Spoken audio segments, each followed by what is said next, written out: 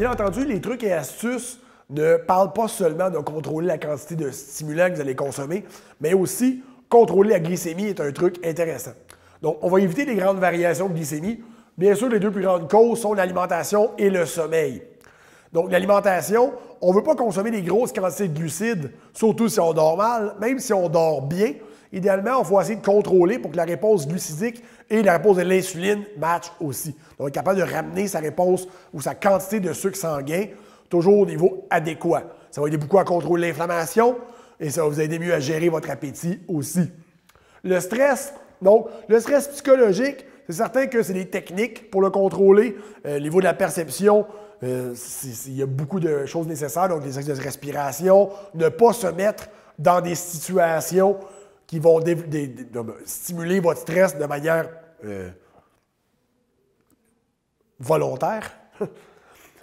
Perdez un peu de poids, c'est nécessaire. Donc, les gens qui ont vraiment un bon embonpoint et que ça ne fait pas partie de leur stratégie d'essayer de perdre du poids, pourtant, ça serait une très bonne idée. Comme j'ai dit tantôt, un excès de masse adipeuse débalance énormément le système hormonal et débalance aussi la sécrétion de cortisol, donc la sécrétion de molécules inflammatoires dans le corps humain. Donc, perdre un peu de poids, surtout de masse adipeuse, va être une stratégie intéressante pour vous aider à mieux contrôler votre sommeil. Apprenez à relaxer avant de manger. En fait, moi, je le mets avant de manger parce que les gens font des événements de leur repas. Donc, si vous avez Instagram, vous voyez ce que je veux dire, des événements de repas, les repas de toute la personne de toute une journée pendant toute une semaine. Mais non, les gens normaux vont avoir un horaire de repas. Donc, si on leur dit de relaxer avant de manger, on va quand même réussir à mieux activer l'effet parasympathique, donc l'effet calmant du corps humain. Si on réussit à rendre cet effet-là plus permanent, donc plus persistant, on va réussir à améliorer aussi la capacité du corps à s'endormir. Augmenter la consommation de fibres et de bons gras. Donc, les fibres et les bons gras, on sait que les bons gras ont tendance à être très anti-inflammatoires. Si on parle de l'huile d'olive, l'avocat et l'oméga 3, qui sont peut-être les points les plus intéressants. Mais on sait moins que la fibre, donc les fibres, ont tendance à aussi un effet très anti-inflammatoire au niveau du corps humain. On sait bien que la consommation de fibres va réduire les marqueurs inflammatoires que vous avez vu tantôt, donc le facteur de croissance tumérale, l'interleukine 6. Donc, augmenter les fibres dans votre alimentation. Si vous n'êtes pas capable, parce que votre plan alimentaire ne le permet pas, augmenter votre supplément en fibres, mais prenez un bon supplément. Donc, je vous suggère vraiment de voir avec un professionnel pour ce niveau-là. Les naturopathes, on est très formés pour aider les gens à mieux reconnaître les types de fibres intéressantes pour le client. Encore là, les fibres que vous allez consommer ne devraient pas vous causer d'inconfort non plus. Si les fibres empirent votre problème, parlez-en à quelqu'un qui connaît la matière. Préparer le sommeil. Donc, c'est sûr qu'il faut préparer son sommeil. On ne peut pas penser qu'on va passer de on à off. Comme j'ai expliqué tantôt, le système nerveux, ce n'est pas une switch on-off. C'est un dimmer. Donc, on le tranquillise et on va vers le sommeil. Donc, supplémentation adaptée en soirée et avant de vous coucher. Bien sûr, les suppléments sédatifs ne sont pas la clé de la solution, donc ne sont pas la clé miraculeuse, mais peuvent aider les gens à facilement reprendre le dessus sur leur sommeil. On l'a vu tantôt que la consommation de magnésium, seulement le magnésium, aidait à relaxer le système nerveux. Donc, prendre du magnésium, selon le cas, à partir de l'heure du dîner ou l'heure du souper, tout dépendant de la personne, peut vous aider à mieux dormir. Faire attention à consommer aussi des suppléments que vous gérez bien. Donc, l'oméga 3 a été maintenant prouvé aussi pour aider à stimuler le tonus parasympathique, donc l'effet calmant du système nerveux. Donc, on pourrait prendre l'oméga 3 aussi avec le dernier repas. Tamiser les lumières. Donc, la luminosité est un gros problème. Comme vous avez vu dans la capsule 1, tantôt de ce bundle, je parlais de l'effet de la lumière sur la rétine, donc l'effet sur la production de mélatonine. En fait, les lumières bleutées, comme les lumières au DEL, ont cet effet-là énormément. Donc, votre téléphone cellulaire, votre iPad, votre ordinateur portable émet le même genre de radiation. Donc, va nuire à la production de mélatonine par le simple fait que la lumière est bleutée. Donc, soit vous achetez des lunettes pour bloquer, soit vous activez l'application sur vos téléphones et sur vos iPads et sur vos écrans d'ordinateur pour bloquer la production de lumière bleutée, soit vous lâchez ces lumières. Intéressant aussi maintenant, les nouvelles maisons sont construites avec des lumières au DEL, ce qui est un peu négatif Donc, assurez-vous que votre salle de bain et votre chambre à coucher n'est pas équipée de lumière au DEL pour être capable d'avoir une lumière plus diffuse et qui n'affecte pas l'œil de manière aussi agressante. Relaxez avant d'aller au lit. Ça revient au même principe que j'ai parlé tantôt. Donc, être capable de tranquillement décompresser le système nerveux. On ne veut pas passer de « j'ai fait 12 lunchs, préparé ma valise, préparé une présentation, préparé toute ma journée de demain et maintenant, j'espère m'endormir dans les prochaines 4 minutes. » Donc, le corps ne fonctionne pas comme ça. Oui, certaines personnes sont capables, certaines personnes ont un excellent contrôle de leur tonus parasympathique, donc sont capables de décompresser rapidement.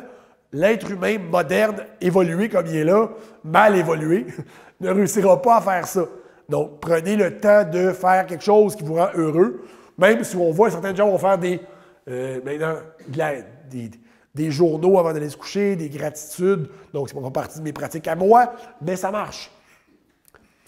Planifiez un moment pour vous, afin de vous détendre et de penser à rien. Donc, idéalement, avant le coucher, on devrait toujours faire quelque chose qui nous fait plaisir. Donc, qui nous fait plaisir pour aider à décompresser, pour permettre d'avoir un bon état d'esprit, de ne pas s'endormir de manière négative et vraiment d'être positif. Donc, pour dormir sur une bonne note, permettre que le cerveau récupère. Des trucs, on l'a vu tantôt, ne pas regarder votre téléphone, votre iPad dans votre lit avant de vous coucher. Ça, c'est drôle. Moi, j'avais des clients qui lisaient leur iPad et après ça, disaient « Maudit que je dors mal ».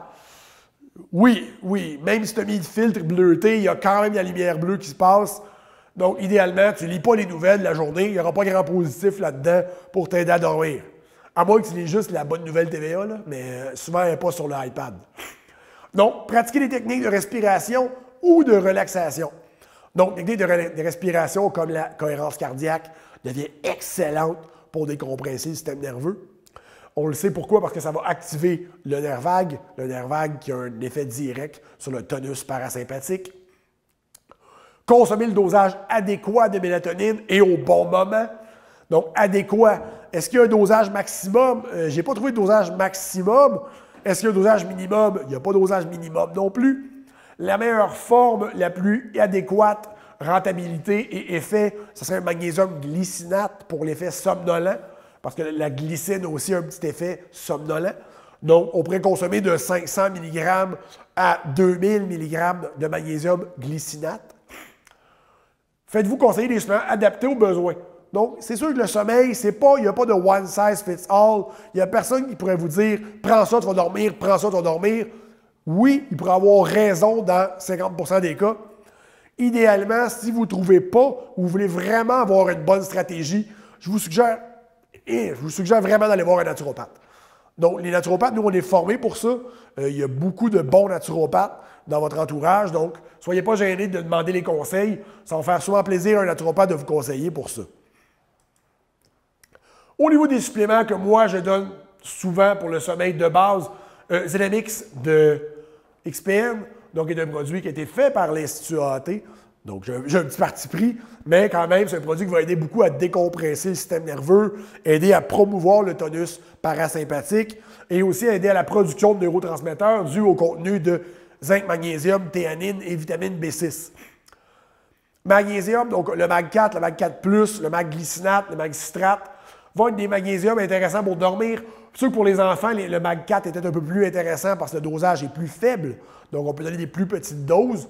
Si on va vers le MAG+ 2.0, la nouvelle version, qui est plus sédative, dû à son contenu de glycine et de taurine qui a été accentué dans le produit. Donc, encore là, des agonistes du GABA, qui est un effet sédatif.